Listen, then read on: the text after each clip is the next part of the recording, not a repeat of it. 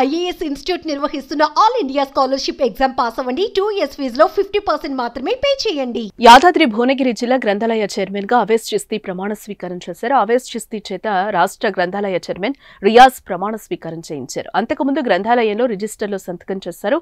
ఈ కార్యక్రమంలో ముఖ్య అతిథులుగా ప్రభుత్వ విప్ ఆలేరు శాసనసభ్యులు బీల ఐలయ్య, భువనగిరి శాసనసభ్యులు కంబం అనిల్ కుమార్ రెడ్డి హాజరయ్యారు. జిల్లా కాంగ్రెస్ పార్టీ అధ్యక్షులు అండెం సంజీవ్ రెడ్డి, జిల్లా అడిషనల్ కలెక్టర్ గంగాధర్, ప్రజాప్రతినిధులు, అధికారులు పాల్గొన్నారు. ప్రభుత్వ వైపు ఆలేరు శాసనసభ్యులు బీల ఐలయ్య మాట్లాడుతూ స్వాతంత్ర్య పోరాటంలో గ్రంథాలయ పాత్ర ప్రముఖమైనది. అదే స్ఫూర్తితో విద్యార్థులు విద్యా వైజ్ఞానికంలో అగ్రభాగాన ఉండాలని బీర్ల ఐలయ్య విజ్ఞప్తి చేశారు. విద్యార్థులు గ్రంథాలయాన్ని ఉపయోగించుకుని పోటీ పరీక్షలకు సంసిద్ధం కావాలని కోరారు.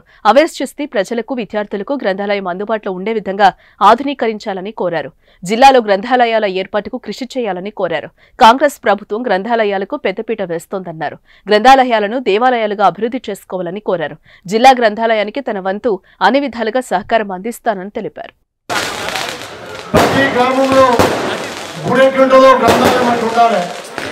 ఈ గ్రంథాలయం అంతా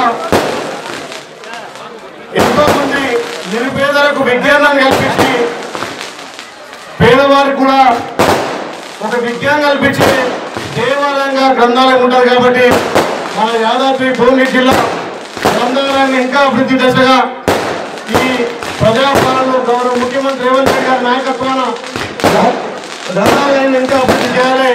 భువనగిరి ఎమ్మెల్యే కంభం అనిల్ కుమార్ రెడ్డి మాట్లాడుతూ భువనగిరి నియోజకవర్గం కాంగ్రెస్ పార్టీ గెలుపు కోసం అవేస్ చిస్తీ కృషి చేశారని, ఆయన కష్టాన్ని గుర్తించి గ్రంథాలయ చైర్మన్ గా ప్రభుత్వం పదవి ఇచ్చిందని అన్నారు. పార్టీ కోసం పనిచేసిన ప్రతి ఒక్కరిని పార్టీ గుర్తించి తగిన ఫలం అందిస్తుందని తెలిపారు.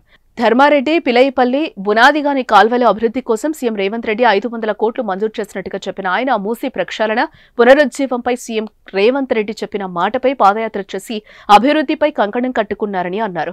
భువనగిరి జిల్లా అభివృద్ధి 68 కోట్లు రావటానికి కృషి చేసినట్టుగా స్పష్టం చేశారు. అలాగే సీఎం రేవంత్ రెడ్డి సంగం బ్రిడ్జి నిర్మాణం కోసం 40 కోట్లు మంజూరు చేసిన విషయాన్ని ప్రస్తావించారు.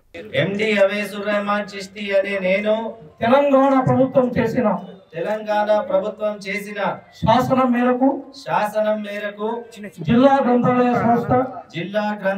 సంస్థ యాదాద్రి భువనగిరి జిల్లా చైర్మన్ గా పదవీ బాధ్యతలను స్వీకరిస్తూ జ్ఞాన వికాసం కోసం కృషి చేస్తానని భారత రాజ్యాంగం పైన ప్రమాణం చేసి ప్రతిజ్ఞ చేస్తున్నాను.